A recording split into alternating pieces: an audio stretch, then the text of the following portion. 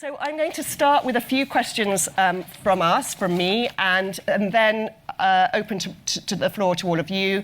I'm sure there'll be lots of things that you'll want to cover that I don't cover, and I want to give you plenty of time to ask those questions. But perhaps I could start by asking each of you in turn, what does boarding actually look like in your school? Perhaps you could paint a brief picture of what it looks like, and perhaps I could start with Sarah in the middle there. Thank you, Grace. Hello, everyone. It's very good to see you all. What does boarding look like? It looks slightly different if you're 11 than if you were 17, which I think you'd probably expect.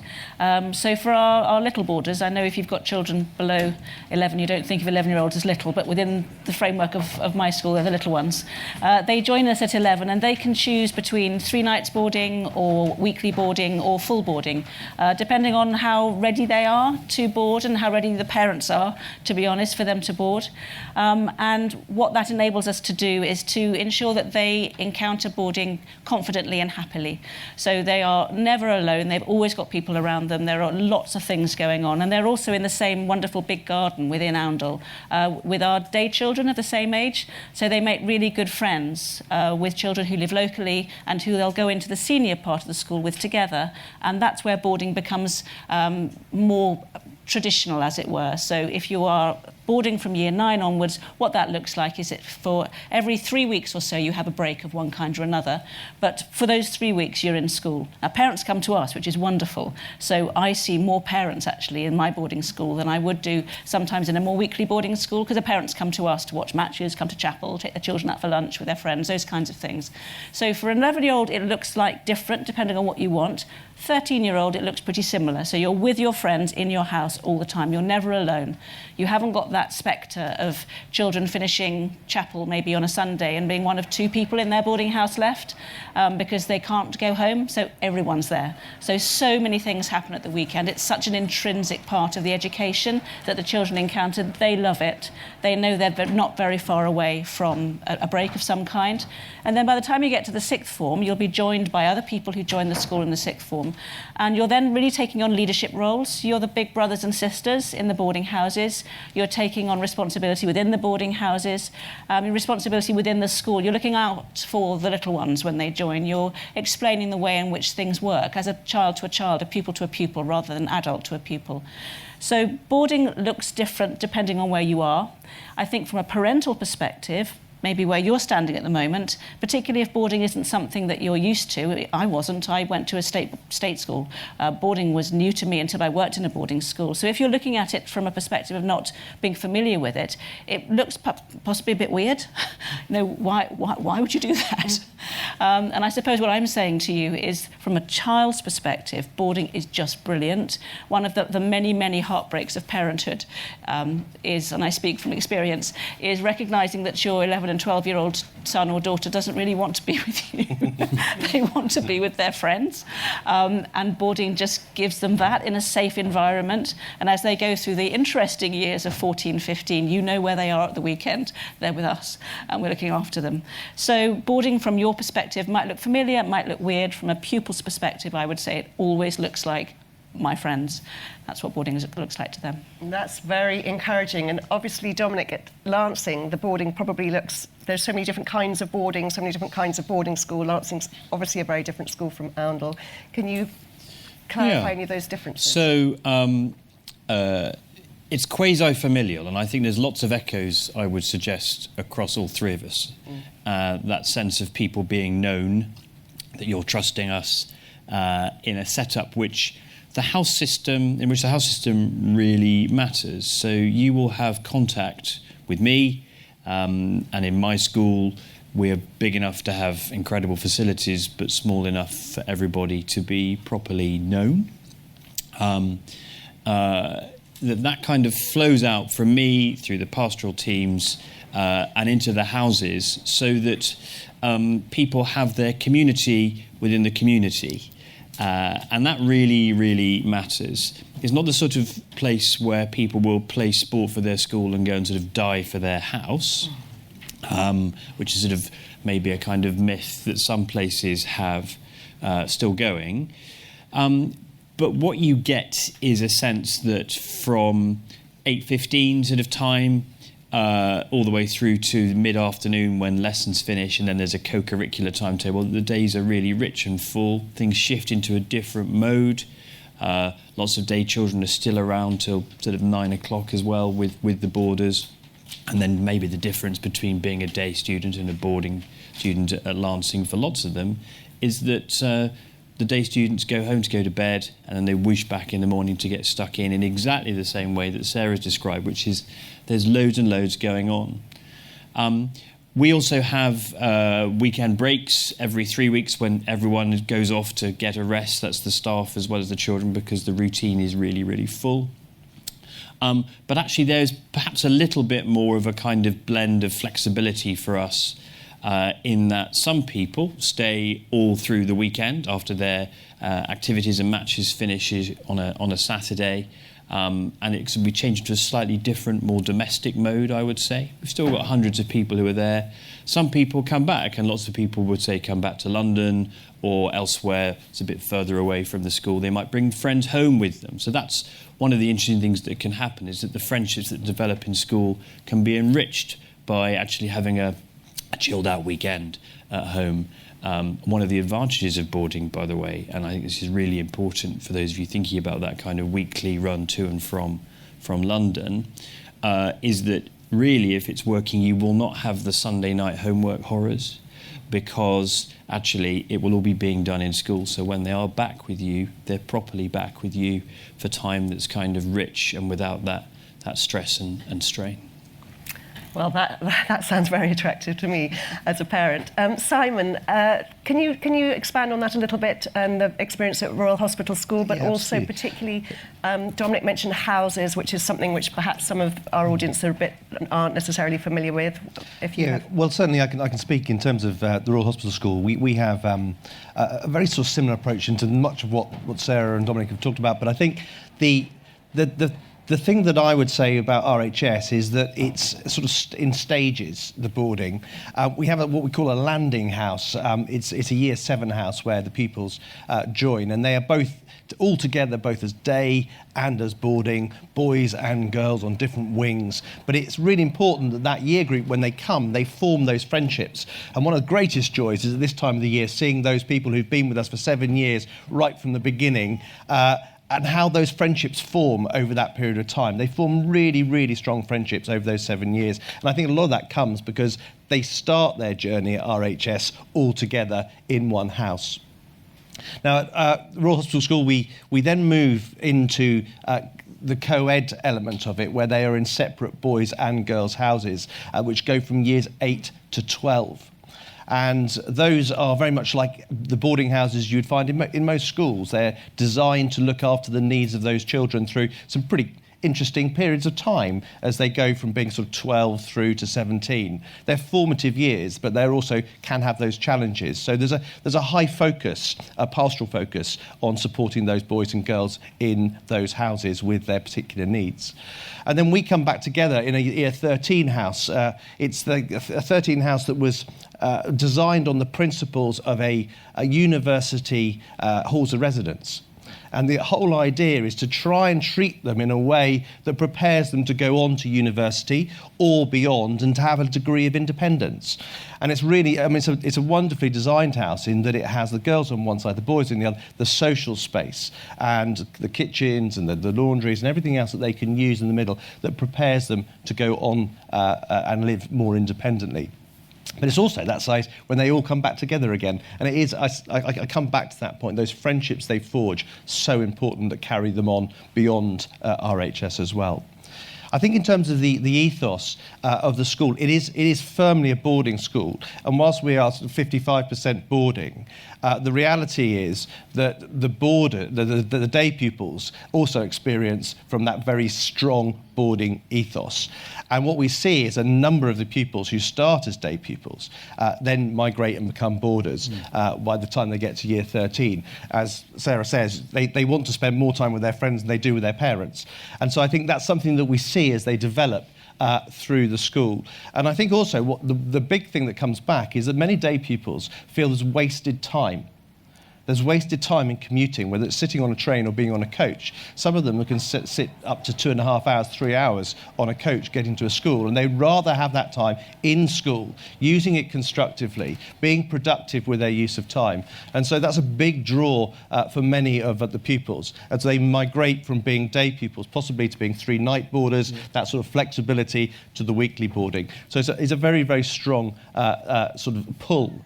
And I say that as my own son has just, and I live on the campus, he was absolutely adamant he wanted to be a boarder in year 13, so he's boarding, so we hardly see him at all.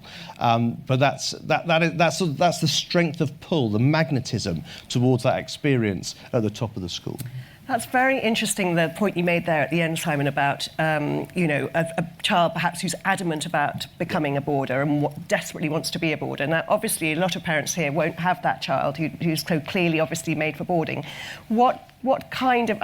two questions here I want you, please, if you can help us with. One is, what kind of child is a typical boarding child? Can you describe a typical boarding child? And two, possibly not linked, what kind of parent is a typical boarding parent and perhaps distinguishes themselves from the sort of London day school parent? And Dominic, perhaps I could ask you to answer that question first. Double question. So if I start with the second one first about parents, I think one of the things that I often see is London parents wanting to decompress from the kind of mad pressure cooker of London education. And the interesting thing is I have lots of conversations with people who say, I feel it's not working for me or it's too much. I want to, and this is parents and children, I come home and then I have tutoring for 2 or 3 hours and so on. And the discussion that we then have is about, actually, if you're going to send your child to my school or these schools, they're still going to get absolutely cracking exam results, probably basically the same exam results they were going to get in London. What they haven't necessarily got, though, in what they certainly shouldn't have, is a sense of their kind of inferiority. If it's not quite working, they're not in a top set. And you have to say to children and families sometimes, look, top set in X school, or actually bottom set in X school means excellent by all kinds of standards. So there's all sorts of stuff about people, how they're measuring themselves, and children measure themselves against their peers. I think parents measure themselves against peer groups, and anxiety. And anxiety is a really big driver, I think, in how people deal with schools. And I think anxiety and children is a really toxic blend. Obviously, there's exam pressure. We all need to get used to those hurdles and so on. So it's, I think, letting go of the anxiety that it has to be a particular, and I'm being, very broad brushstrokes here about London, I know, and there are amazing schools in London, but letting go of a particular model and realising there's another way of going about it. And I guess being open-minded about what might be the right thing, the right holistic vision, the right all-round vision for your child. And thinking that good results and good outcomes beyond school, they are possible with a kind of richness and pleasure and kind of ethical sense of what it is to be a human being. All of that can be really strongly developed in somewhere where we're working really self-consciously, and I would say we here, with how young people can be developed. So I think part of what I'd say about the parent thing is that sense of wanting to escape something. That can take a little while to realise, well, what that actually means. And then actually, do I need to do X and Y and Z? No, it's okay. We're going to be in loads of contact with you. You're going to have really free access. The schools, my school, they're not prisons. They're easy to get into and talk to us about the progress of children. That's what we want to do. But working out that it is different, that the pace can be different. So it's rich, but perhaps not frenzied. And what does that mean about the children? Well, actually, we don't have a boarding type, I would say. It is not homogenous, and in fact, we don't want that. It's quite cosmopolitan and varied. I quite like quirky. I quite like different. I don't want all the same people in the school. You want a community that's rich and varied, because that's what you want them to be prepared for as they go out into the world. So I think open-minded, willing to try things, willing to realise that actually everything's not going to go quite your way. You might not have your own room to start with, and actually that can be quite good for people to work out how they're kind of social, how you rub along with people, whatever structures you have in the school. That sense that there's something quite exciting to try, and that pleasure and education and success are really possible. You know, that kind of sense of a joy of young people's lives. It's really easy to get lost in the frenzy of spending, doing things. That's really important. Thank you, Dominic. Sarah, do you think there's any child that wouldn't suit boarding, particularly the kind of boarding you have at Oundle, which is more full than many boarding schools now? And coupled to that, is there something about a boarding school child in later life? Have they got something about them? Okay, thank you. And then just very briefly, I would just like to touch on the first two questions you asked. Briefly, when I think about my lovely lot, the ones who feel like kind of natural-born boarders are basically able children, because we are a selective school, able children who love school, everything to do with school, and who are securely attached to home. And there are others who flourish as well, who don't fit that description, but those are the ones. And that may feel counterintuitive, because also for parents, I think the parents who really enjoy boarding most are those who really want a close connection with their child's school, which sounds counterintuitive if you're thinking about boarding. But because they're boarding, the housemaster, housemistress, who has responsibility in loco parentis for them during term time, they work in such close partnership with you. And you really do feel that you're within the school and within that framework of care around your child in a way that's different from a day school. I ran a big London day school before I went to Oundle, and I know that you let them go at the school gates. And there's no sense of that in boarding, because there is no school gate, and your child is being brought up by you in partnership with professionals, patient, kind professionals who love education and actually really love your children. And then you were talking about those who might not. If I think about the ones who take time to settle, it's often those who haven't necessarily been prepared for it, haven't really thought about what it means, possibly are being, dare I say it, being put there as a result of a parental agenda rather than something that they've necessarily bought into. So that sense of working with your child and talking to them about boarding, I think, is a very important part of that transition being smooth. They all go through a transition, so do parents. But how long it is and how bumpy it is depends, I think, on where they're coming from behind.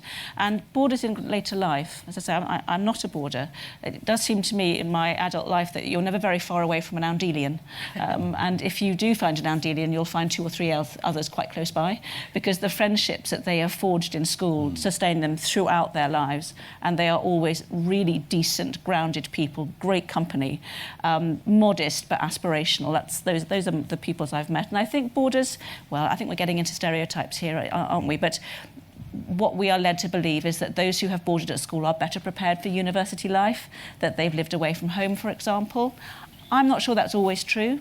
I think sometimes university life is a nasty shock for those who've come from an environment like a boarding school where the pastoral care is so strong that they are so loved and so looked after that going into an environment where no one seems to know who you are is quite a big deal. Whereas if you've been in a day school and you have had more back and forth, shall we say, with the world outside school, that transition can be easier. But I think what boarding does is yes, this is the better answer. I think what boarding does is it gives you access to a kind of education which changes you. It's not necessarily the boarding, it's the quality of the education that boarding allows that changes you. This sense of service, of everything being possible, of the benefit of doing things you're not very good at and observing your friends who are good at it outshining you, bearing in mind that you outshine them in other areas, where you can make really silly mistakes in an environment where that's understood. Because people make silly mistakes and we separate the child from what they do. I mean, a number of conversations I've had with boys and girls where along they say, I really, really like you. I really, really don't like what you're doing. That's the kind of conversation that can happen in a kind of a trusting environment where the parents and the school working as one. So I hope that's answered the questions. Yes, brilliantly. Thank you, Sarah. You touched on it a bit, and I'm going to ask Simon to address this question. How do you regulate freedom in a boarding environment? And obviously, I don't know how many of you heard this morning on the radio all the horrors about vaping, and vaping is obviously a plague, and there are so many other plagues as a result of social media and everything else. But a boarding environment can often, to those who are not part of it, seem like a little bubble. And obviously you need to keep tight reins on the pupils. But how do you regulate so that there is also the element of freedom and independence and all the things that are supposed to prepare you for university? Well, I suppose in the same way as we do as parents anyway, to some extent. And there's an element of trust that you have to develop with parents who may not be proximal to you, but also with the pupils in your boarding house. And I suppose I speak from a level of experience which is different to Sarah. I started boarding when I was 8. So I boarded all the way through. I've held most roles in boarding, whether it be housemaster or a deputy head pastoral. And so I sort of understand it. And I think a lot of it comes down to trust. And it's about knowing the individuals. Once you, as a housemaster or a housemistress, you know those individuals really, really well. And you begin to understand what sort of level of supervision, monitoring and trust you can place into them. And of course, it changes as they go up at the school. And I always think I say this occasionally to parents who I speak to, I'm in the business of two things, education and forgiveness. I know that children are constantly going to get things wrong. And it's that balance of understanding where you can help them when they get things wrong, and also giving them enough trust to be able to repay that trust and back. So I think in a school like RHS, we're really fortunate that on the whole, the children make the right decisions. But when they do go wrong, it's part of the education, it's part of that forgiveness. And there are challenges. I mean, you mentioned vaping. I cannot stand and say in good faith that we don't have vaping within the school. It is a phenomenon that we have. And I think that's where the education comes in. We're trying to educate our children to make the right choices all the time, whether it's vaping, before it was smoking. There are lots of things that we've experience within our educational journeys ourselves, and therefore it's about educating, it's about supporting, but it's also not trying to be too draconian in the way we do it, because there's nothing more appealing to a young person than saying thou shalt not. And so it's about getting the balance right, and it's also working with the senior pupils. They're often the most influential, and I think that in our schools, we're very good at developing good role models within our within the peer groups. Our Year 12 and our Year 13 are cited time and time again as the people that the younger children listen to and look up to. And I'm sure we all feel really fortunate to have some really good role models within our schools. And it's pointing to them, it's using them, it's having those opportunities to demonstrate the right behaviours, the right decision-making approaches within our schools from those senior people that really makes a difference. So it's working in partnership with the pastoral teams. It's about trust, and it's about the role models that we're creating ultimately that I think help. Thank you. So I think at this point it might be useful for you to ask any questions you might have. I've got more up my sleeve if there aren't any, but I don't want to lose that opportunity for you if you need. Thank you. I think that's one there, yeah. Hello. Just a question on sort of SEN. Do you think, honestly, that boarding is probably more suitable to, I'd say, academically independent children who find it all a little bit easier, rather than children who have dyslexia or something who might need a lot more support and can feel a bit drowned, and if they're not home for 3 weeks or weekends where they can get a bit, how do you, or they might not want to ask for help or on a weekend, or they might miss out on what, how do you, I know you're sort of selective schools obviously, but and I don't know the intricacies of your SEN departments, but I just wonder whether you think that boarding is slightly more suited to those kind of children, and that other children maybe not so. That's an interesting. Would you like to answer that, Simon? I'd say the first thing is that we're proudly non-selective at RHS. We have children from a really broad range of backgrounds, but also with a different level of needs. And I don't think that something like you cited dyslexia is any barrier at all. A lot of it comes down to the sort of character, and I do think that the children that I see really fly are those who are prepared to put themselves slightly outside their comfort zone. And by that I mean to try something new. Because I think if you're prepared to put yourself into the choir, or you're prepared to put yourself into the Model United Nations, and those sort of things give you exposure to the sort of the vertical frameworks that happen within our schools, so to older pupils. And I think things like dyslexia, for example, is no barrier to that. So it's more about the character, I think, of people that really thrive. But I agree with what Sarah says in terms of the journeys and the trajectories to sort of successful boarding can be really steep, or they can be quite graded, and sometimes there will be bumps, and some of that will be because of what happens within the school and friendships. Sometimes it will be to do with their own personal social emotional development. But I think what's really, really important is at those times having that three-way conversation with parents. But I don't think that it's a barrier at all, certainly in my experience. Dominic, do you want to add something to that? Yeah, the interesting thing about, say, dyslexia and so on, it doesn't mean necessarily you're not going to do really well. And we are selective, but we're quite open to looking at people with all kinds of backgrounds. And I think the reason we are is because actually, I'm sure this is the case in all our schools, all good boarding schools, the children are really known. So it's not so much a question of someone needing to ask for help, it's a question of us actually working with them, with you, about, well, what's right to get them to the right place. And actually, there are people who are absolutely, mind-bogglingly brilliant at some areas of their lives, but incredibly disorganised in a way that's actually disabling for them. You need to help them with that. I really am open-minded about how it works. I used to run admissions for a chunk of the English faculty in Oxford, and people used to think I was nuts, but I used to take people who were dyslexic, if they had the thinking power in other ways, because their quirky thinking was often really, really interesting to engage with and teach, and they thrived. Now, you need to have the right tools to support everybody, so I think it's the case that you need to be selective within the framework of what your school is able to offer. But I would encourage you to talk to any school, really, about what you're interested in, because there are some schools that say, no, that's not for us, we select in a different way. But I think lots of schools are kind of more open-minded than you might think about that, and actually committed to the best for every child who reaches the particular criteria. I'm sure a lot of parents here are worried about academic outcomes because London is incredibly pressurised, as we know, and even the less academic schools are very selective now. So how do you think, and perhaps Sarah, you could answer this, because Oundle is probably, of the three, forgive me if I'm wrong, the most selective of the three of you.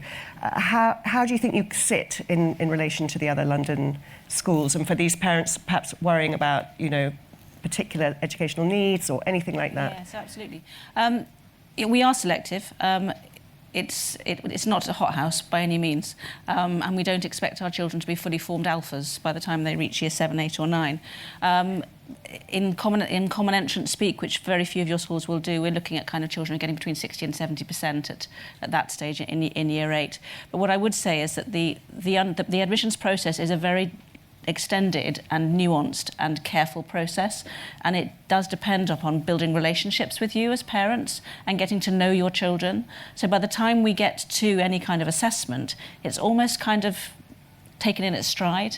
The thing I remember from the day school in London is that horrible high pressure moment when the results come out and you know whether you've got a place on this, that or the other school, and you might be applying for maybe 6 schools, and you can't build a relationship with 6 schools. They can't know your child before they join. We have a completely different model of admissions, and for those children, for example, who have particular needs, they will be known before they come to us, and they will have already hooked up with educational support. And they're going to be going into an environment where, because of the nature of education that boarding allows, there are so many things that children do day by day. And for those who might struggle, for example, in some aspect of their school life, there are other areas within their working day where their peers are involved, where they fly. And they're able to feel really good about that. And that's true of all children, I think. All children have special needs, have different needs, have particular needs.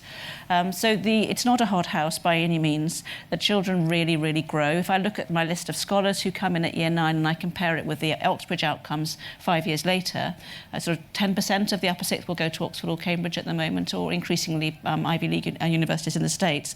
They're not the same children necessarily, and we recognise that.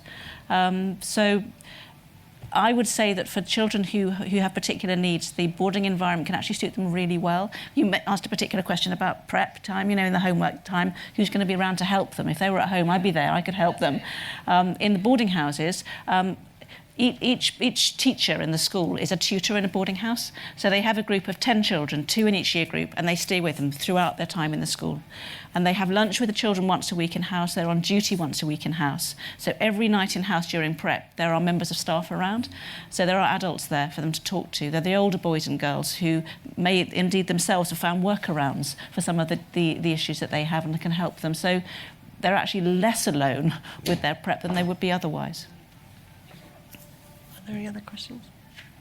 Can't see. There's a question just over there. Good morning. I wanted to explore how lonely child, if you don't have siblings and you enter this world of boarding, once you've been at home, perhaps having mummy and daddy completely at your service at a London prep school, and if the child is a quite righteous, correct child, however sensitive, highly sensitive, how would that look today in boarding? Coming from a family where I boarded since the age of 9. Yes, perhaps Dominic, that's an interesting question. So the lonely child, the one who is perhaps very sensitive, who's not necessarily going to go out and audition for the choir or the play. Or Yeah. And you don't want a community with everyone going, let's do the show right here all the time. You want that variety. And I think we're very careful about when people are coming to us, where we talk about putting them together. So actually, then there's a lengthy induction process where people get familiar with who they're going to be joining with, living, sharing with, and so on. And there's a kind of few layers of that. The first part of that actually is once the place has been won, we keep in touch. We invite people back to have events together, to share data.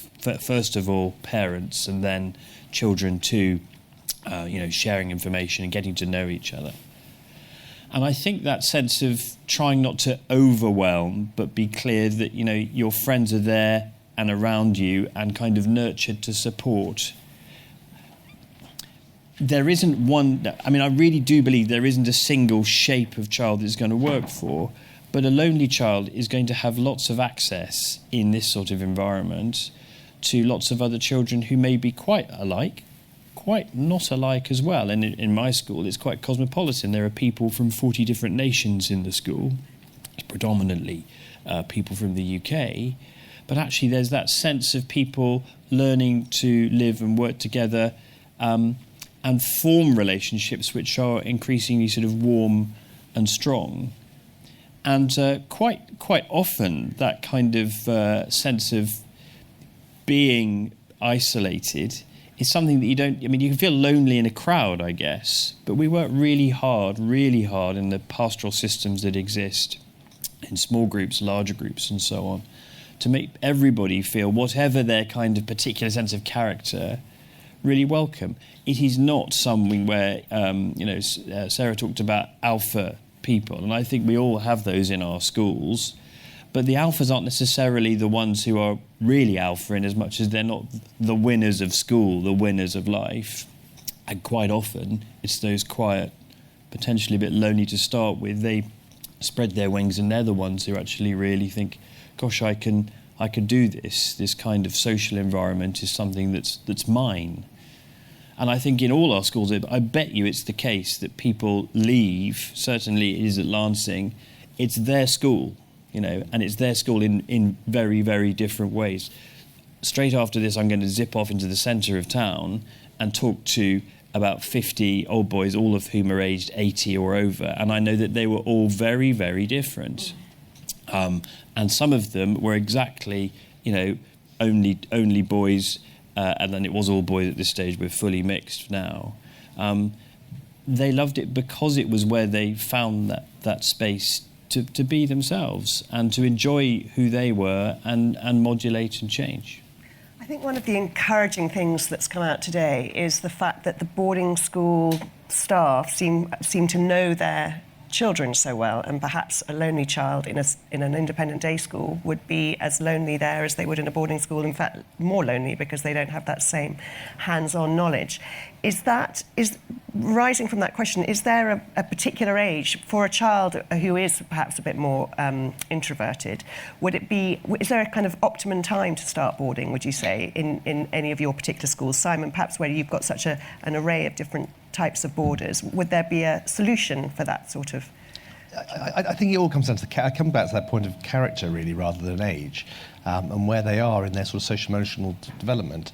But when I was listening to Dominic's response, I was thinking of a young girl that I spoke to only yesterday, and she came. She was a really quiet young lady. She was quiet, quite timid, very introvert.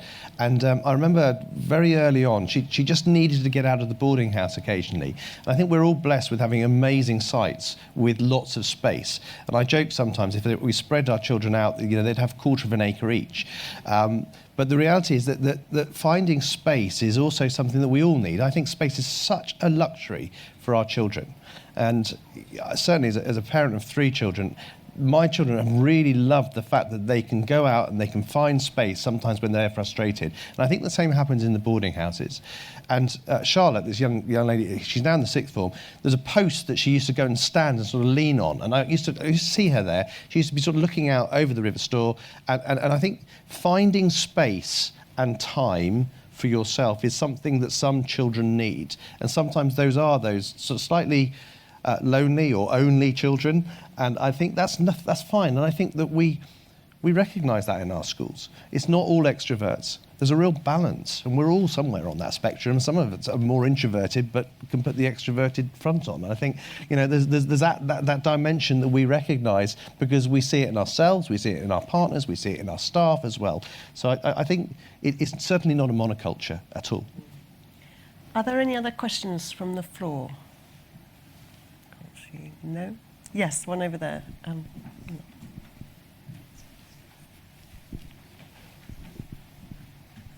Sorry, it's not really a question, but since I don't know if there's a feedback, I just think you've all been brilliant and your answers have been extremely helpful and massively insightful, and I just wanted to share that because I don't know what the form is for saying that. So I sort of feel the gasps on this side of the audience. I think you've really helped give a fantastic insight to boarding and what it can do for our children. So thank you. Thank you very much. And I have to say, I agree. Thank you all 3 very much for shedding such a good light.